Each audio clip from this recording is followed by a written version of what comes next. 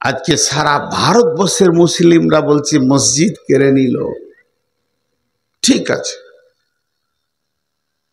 আগে মসজিদ কেড়েছে না আমরা আগে মসজিদ ছেড়েছি? হ্যাঁ, অঙ্কটা করেন।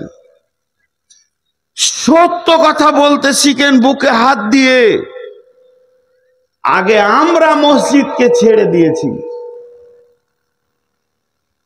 কয়েকদিন আগে ট্রেনে ফেসবুকে দেখেছেন এক মুরব্বির দাড়িকে কেটে দেওয়া হয়েছে। কাটবো দিন নাই, কেটে দিয়েছে। এখানে যে কটা দাড়ি চাঁচা আছেন, কে কেটেছে? দাড়ি চাঁচাটির উঠে বলেন কোন রাজনৈতিক দল আপনাদেরকে চাপ দিয়ে দাড়ি কাটা করিয়েছে?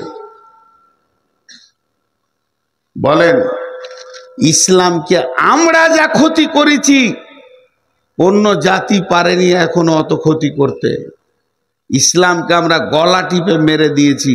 না রন্ডাঙ্গা ইসলাম আছে, না শোকপুরে ইসলাম আছে, না ইসলাম আছে আপনার সুখদেবপুরে, না ইসলাম আছে রহসপুরে, না ইলামেতে, না অত্র এলাকায় ইসলাম নাই। ইসলাম নাই, মুখের দাবিটা খালি আছে। আমি লেকচার মারছি এখানে বসে, আমার কাছে ইসলাম নাই। আল্লাহর নবী বলছেন তারাকতু ফীকুম আমরাইনি লান তাজিল্লু মা তামাসসাকতুম বিহিমা কিতাবাল্লাহি ওয়া সুন্নাতি রাসূলি। বিশ্ব নবী বলছেন তোদের জন্য আমি দুটি রাস্তা ছেড়ে দিলাম।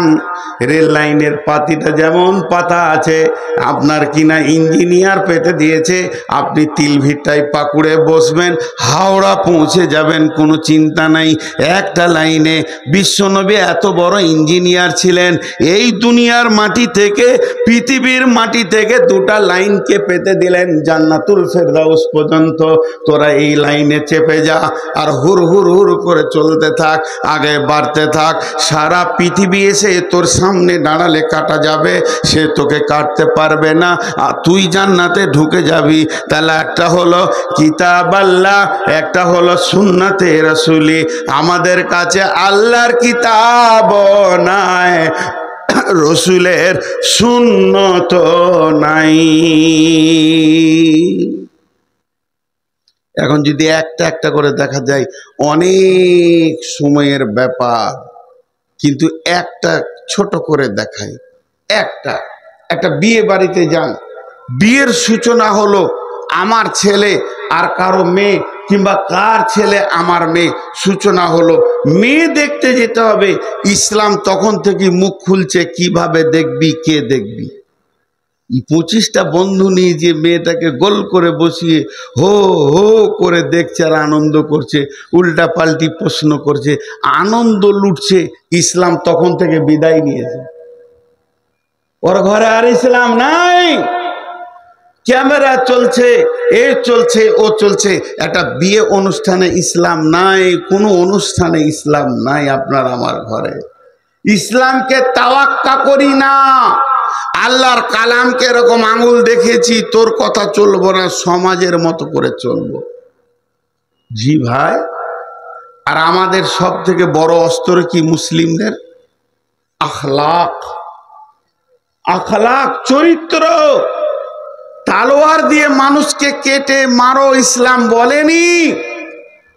রাসূলুল্লাহ সাল্লাল্লাহু আলাইহি ওয়াসাল্লাম একটা তালোয়ার তুলে দেননি কোনো সাহাবীরাতে যাও কাটোগা। রাসূলুল্লাহ সাল্লাল্লাহু আলাইহি ওয়াসাল্লাম জীবনে একটা যুদ্ধ করেনি। রসুলকে যখন মারতে এসেছে প্রতিহত করেছে, প্রতিহত রুখেছে, জীবনে আগে বাড়িয়ে মারতে যায়নি।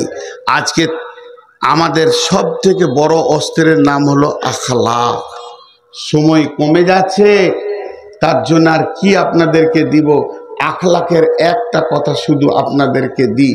কত বড় তালোয়ার দেখেন, 1 কোটি তালোয়ারে যা না করবে, একটা কলমে তার থেকে বেশি করবে। শহীদের রক্তের থেকে কলমের কালির দাম বেশি।